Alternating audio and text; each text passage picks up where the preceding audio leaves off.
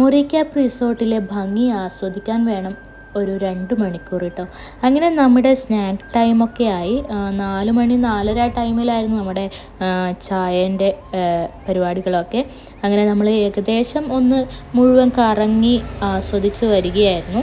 അപ്പോഴാണ് അവർ പറഞ്ഞത് സമയം കുറച്ച് ലേറ്റാവും, കുറച്ച് സമയം എടുക്കും ഭക്ഷണമാവാൻ വേണ്ടിയിട്ട് എന്ന് പറഞ്ഞു.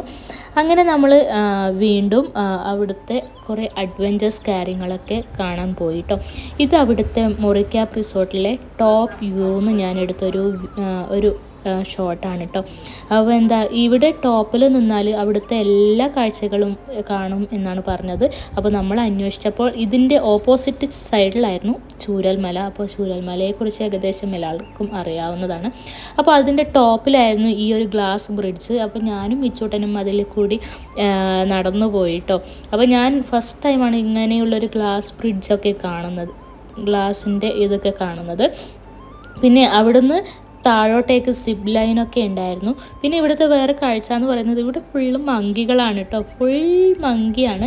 അതുകൊണ്ട് തന്നെ നമുക്ക് 3 പേർക്കും ഭയങ്കരമായിട്ട് പേടിയായി.